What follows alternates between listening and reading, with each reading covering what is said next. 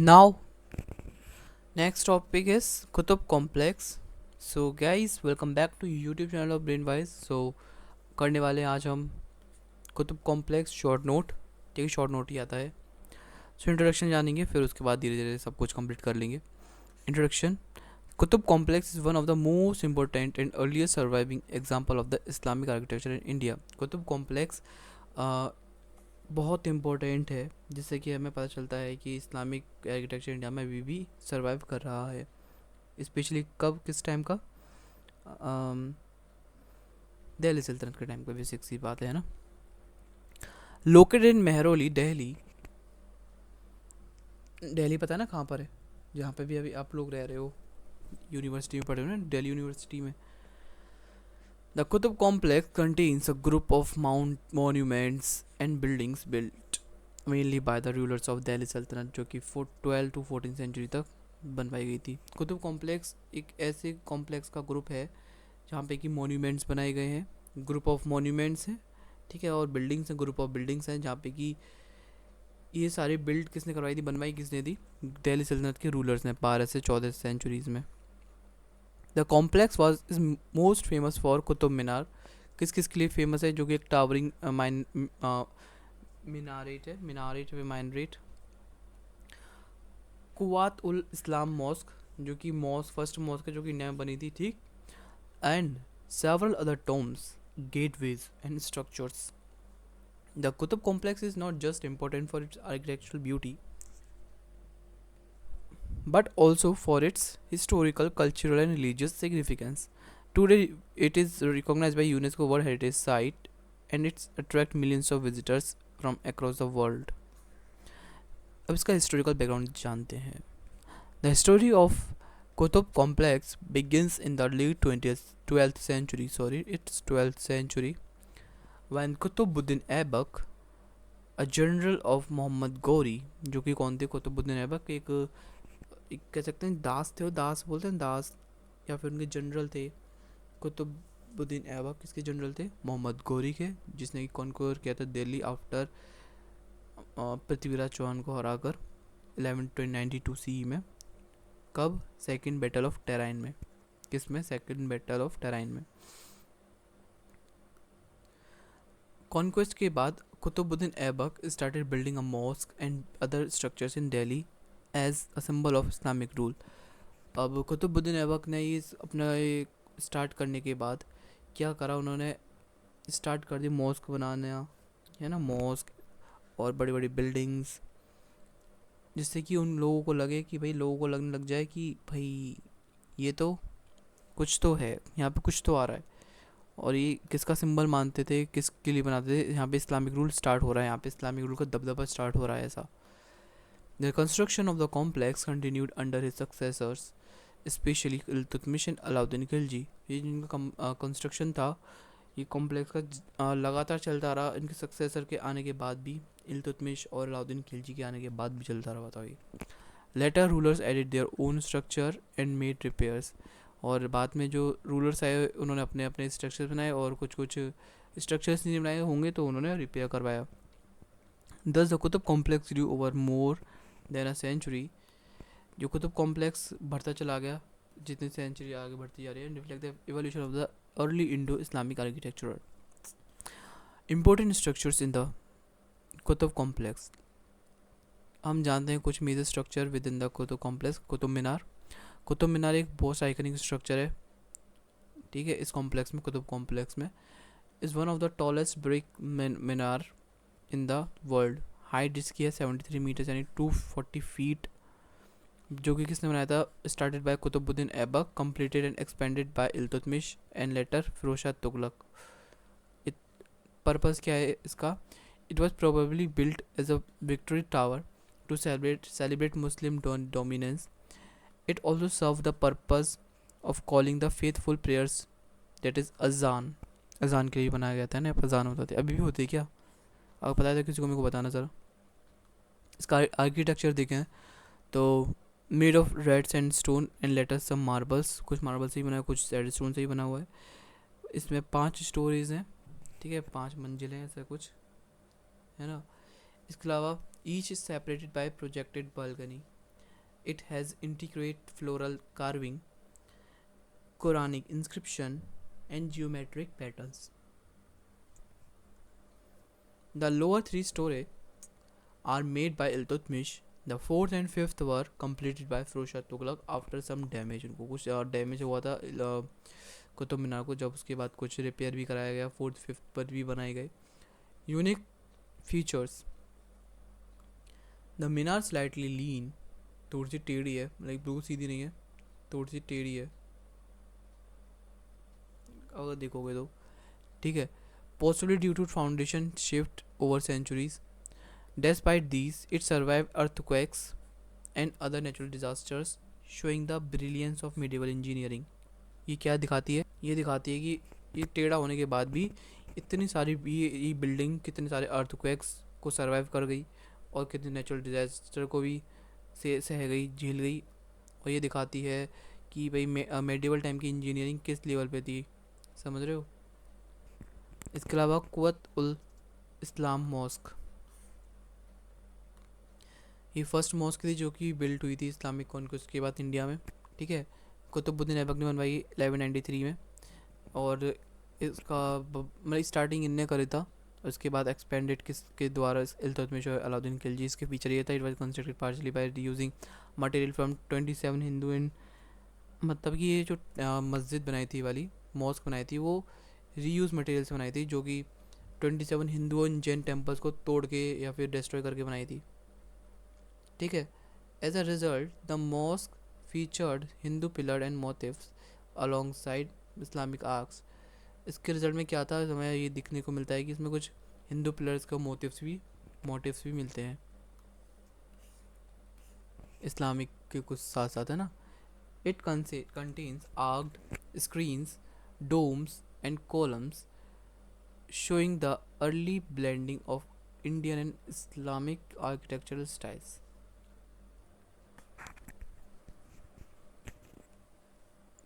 इसका सिग्निफिकेंस क्या रहा?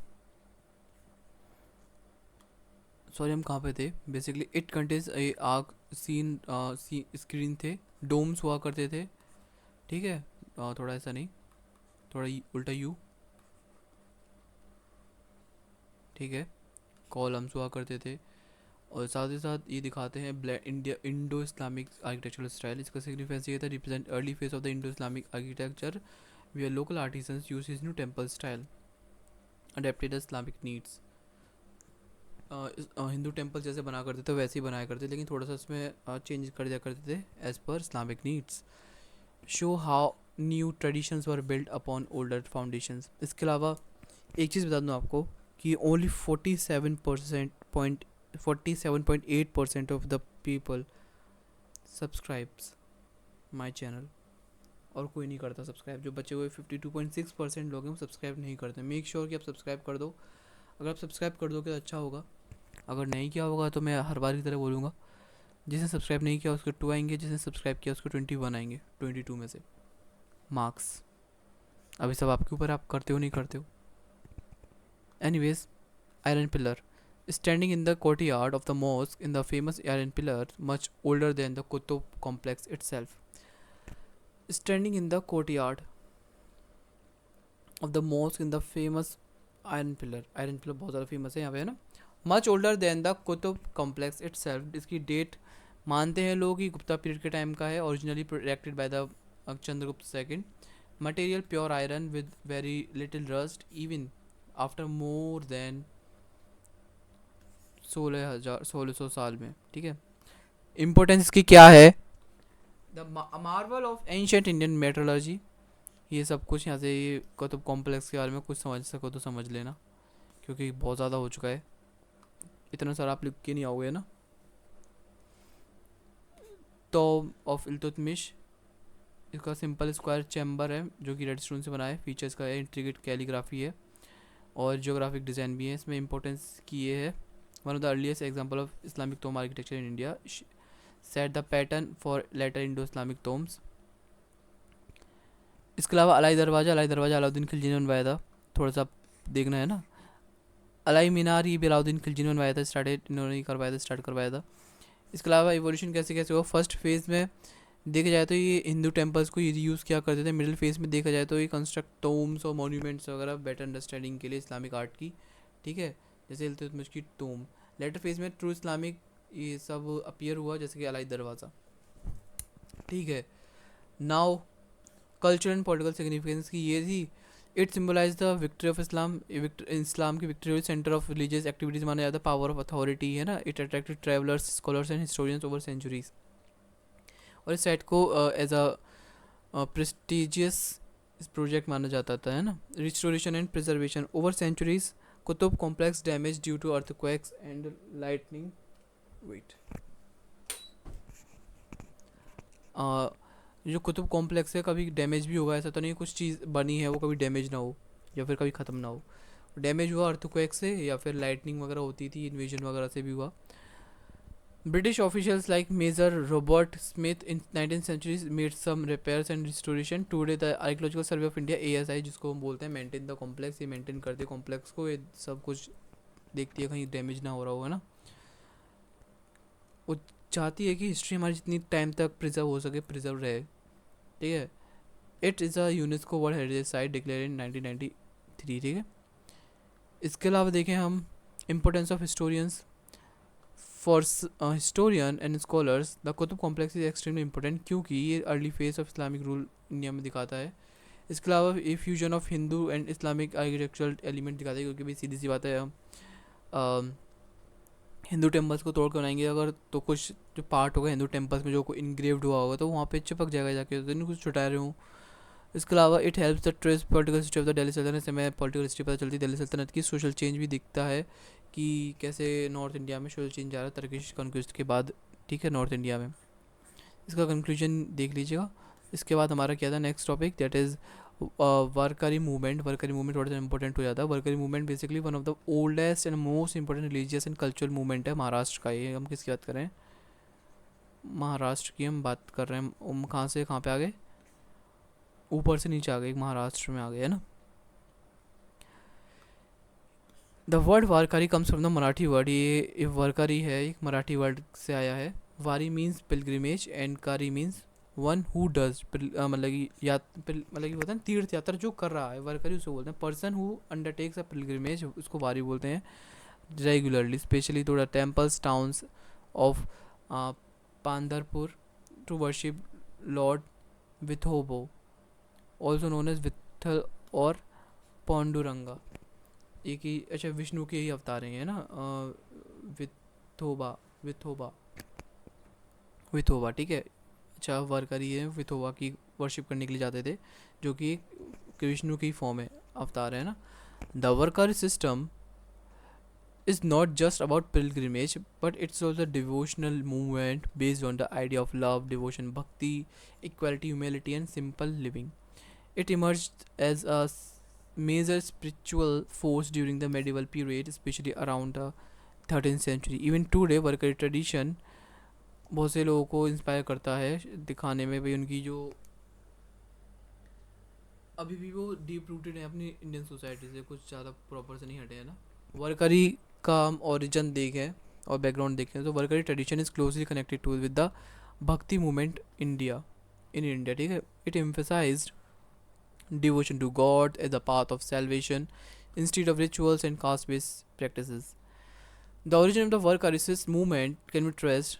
Varkari saint like जैसे कि ध्यानेश्वर, संत नामदेव एंड संत एकनाथ, संत तुकाराम और बहुत लोग जो कि आए थे 13 से 17 सेंचुरीज़ में। ये संत ने रिजेक्ट करे थे कास्ट बैरियर्स और rituals, focusing on instead of devotion और भक्ति पे उन्होंने ज़्यादा जोर दिया, ना कि कास्ट वगैरह पे। Their teachings were delivered in Marathi, इनकी जो टीचिंग्स हुआ करती थी मराठी लैंग्वेज में, जो महाराष्ट्र की जो रीजनल लैंग्वेज है, लोकल लैंग्वेज, उसमें दी जाती थी। The common peoples language making spiritually accessible to everyone. So एक पीपल मूवमेंट थी, ये वर्कर मूवमेंट थी, ठीक है, जो कि दिखाती है प्यार, इक्वलिटी और devotion, bhakti. Belief and practices. Devotion to Vithoba, Vithoba एक डाइटी है पंधारपुर में,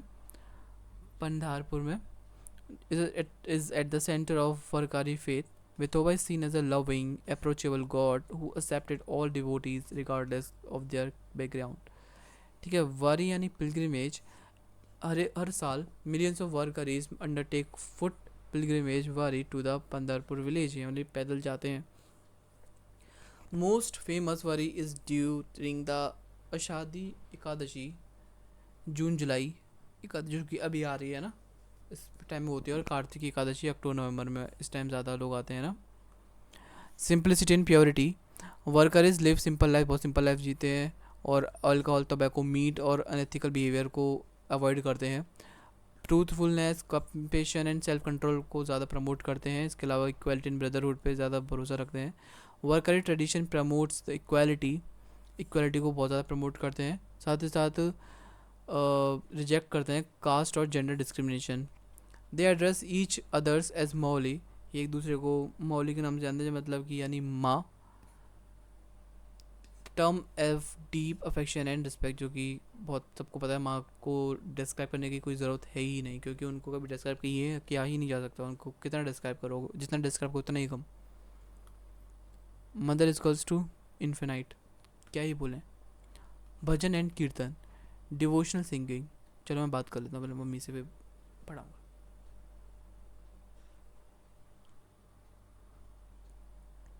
अच्छा, कहाँ पे थे हम? भजन एंड कीर्तन एंड डिवोशनल सिंगिंग, जो कि सबको पता है भजन कीर्तन क्या होता है. वर्कर एक्सप्रेस डिवोशन, अपना वो डिवोशन भक्ति कैसे दिखाते थे, भजन गाकर या फिर कीर्तन कर कर. ठीक है. इसके अलावा reading of sacred text, Dnyaneshwari, ये Marathi commentary on Bhagavad Gita by Sant Dnyaneshwar. And अभंगास, जो कि एक डिवोशनल पोएम गाया बोला करते थे. की saints of the Warkari tradition, पहले थे हमारे संत ध्यानेश्वर, संत नवदेव जिनका टाइम पीरियड ये है. ठीक है. संत एकनाथ, संत तुकाराम, संत चौकम्मेला. इसके कुछ इंपॉर्टेंट फेस्टिवल है, पिलग्रिमेज है, एकादशी जो कि जून जुलाई में भी होगा. ठीक है, अभी जो आने वाला है अभी. इसके अलावा कार्तिकी, जो कि नवंबर अक्टूबर या अक्टूबर नवंबर में होता है. मघी एंड चैत्रवरी, जो कि कुछ अलग टाइम है. चैता आई थिंक मार्च और अप्रैल, आई थिंक सो फरवरी या फिर मार्च, कुछ भी हो सकता है, मुझे लगता है. Social cultural impact of the वर्करी movement, promotion of social equalities ने बहुत इंपॉर्टेंट रोल प्ले किया सोशल इक्वालिटी में, जो कास्ट सिस्टम को अपोज किया और अनटचेबिलिटी को भी साथ साथ, और इक्वालिटी को प्रमोट किया. ठीक है. और डिस्क्रिमिनेशन को ख़त्म किया, जेंडर और कास्ट बेस्ड जो भी थे. God is available to all, उनका मानना ये था कि गॉड सबके लिए अवेलेबल है, ना कि सिर्फ किसी एक दो के लिए. अपलिफ्टमेंट ऑफ द मासेस, यानी लोगों को अपलिफ्ट किया मराठी लैंग्वेज यूज़ करके, सिंपल सॉन्ग्स मराठी में ही गा कर या फिर रिसाइट कर कर, जो भजन वगैरह. ठीक है. स्पिरिचुअल स्पेस बनाई फार्मर्स के लिए, लेबर के लिए, और साथ ही साथ वुमेंस के लिए भी. ठीक है. एंड मार्जिनलाइज ग्रुप के लिए. Rich contribution and literature music, abhang, ovis and kirtan compose during this time. Ovis यानी वर्सेस जो कि हुआ करते हैं. मराठी लिटरेचर, फोक म्यूजिक और स्टोरी टेलिंग ट्रेडिशन यहाँ पे बहुत टाइम, इस टाइम बहुत ज़्यादा इनरिच हो रही थी, फ्लोरिश हो रही थी, है ना.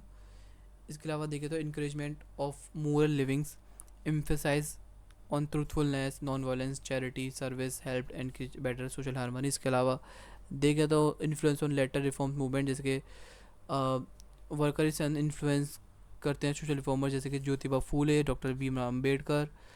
There fight against caste discrimination, ये इनसे इन्फ्लुएंस थे, ये सोशल रिफॉर्मर्स से. ठीक है. मॉडर्न रेलिवेंस में देखा जाए तो even today Warkari tradition is alive and strong. Millions of people participate in the Ekadashi, sorry Ashadhi wari each year, Ashadhi wari each year. ठीक है. पार्टिसिपेट करते हैं इसमें वारी में. वर्करी teachings inspire simple living, devotion, service to humanity and equality. In modern Maharashtra, the Warkari movement remains symbol of unity and devotion across caste and classes. इसके अलावा जाने तो धानेश्वर, तुकाराम और नामदेव, इन सब ने बहुत इंपॉर्टेंट रोल प्ले किया और बहुत लोकल लैंग्वेज में, मराठी लैंग्वेज में सब कुछ देने की कोशिश करी. Challenges and preservation. अब कॉमर्शलाइजेशन हो रहा था पिलग्रिमेज इवेंट का, है ना. Many traditional and Warkari tradition face some challenges today. अब कॉमर्शलाइजेशन हो गया, यानी पैसे, इसका ओनली बिजनेस बन गया है. Influence of modern lifestyle leading to declining of the value in some followers. Environmental issues during mass pilgrimage होते हैं, तो मतलब ये होता है ना, बहुत से लोग आते हैं पूजा तो करने आते हैं, लेकिन खाना वाना भी लेके आते हैं साथ में, तो वो पिन्नी विन्नी लेके आते हैं, पॉलीथीन वगैरह पॉली बैग्स वगैरह, तो वो वहीं पे फेंक आते हैं। ग्लासेस वगैरह लेके आते हैं, डिस्पोजेबल ग्लासेस होते हैं जो, तो वो यही कर देते हैं, फेंक के चले जाते हैं, क्योंकि उनको क्या जा रहा है, उनको कौन से यहाँ पे रह रहे हैं ना। इसके अलावा देखें तो इसका कंक्लूजन में देखें तो conclusion, worker tradition stands for glorious chapter in a spiritual, social and cultural history of India, rooted in love, devotion, equality, and simplicity. It has touched the lives of countless people across the country centuries. Through their songs, यानी जो songs basically भजन, कीर्तन वगैरह, pilgrimage, teachings, and worker is sent, brought God closer to the heart of the common people, challenge the unjust practices, promote our vision of just and loving society. Even today, when millions of warriors walked miles singing abhangs in praise of Vithoba. Vithoba is a form of Vishnu. ठीक है, और thus the warrior movement remain eternal, the past, present and future with its timeless message. So इसी के साथ हमारा chapter ख़त्म हो गया। बहुत अच्छा लग रहा है। ये हमारा PYQ वाला जो था इम्पोर्टेंट क्वेश्चंस वो ख़त्म हो गए। सो अगर आपको अच्छा लगा ये सीरीज़ तो मेक श्योर सब्सक्राइब कर दो। और it is very hard to explain everything, मतलब कि लगातार बताना भाई बहुत मुश्किल है। आप कर सकते हो तो करके दिखाओ, अगर आप फिर भी नहीं कर सकते हो तो अप्रिशिएट करो। और अगर आपको कुछ भी समझ में नहीं आया तो मेरे जो मैंने एक्सप्लेन किया है, लेकिन मेरे से समझ में नहीं आ पा रहा है, तो आपको सब सामने है, आप छोटे बच्चे नहीं हो तो आपको सब समझ में आ गया होगा, तो सब्सक्राइब कर दो, टेलीग्राम चैनल ज्वाइन कर लो। इसके अलावा इंजॉय करो, एग्ज़ाम में एक दिन की छुट्टी है, मज़े करो।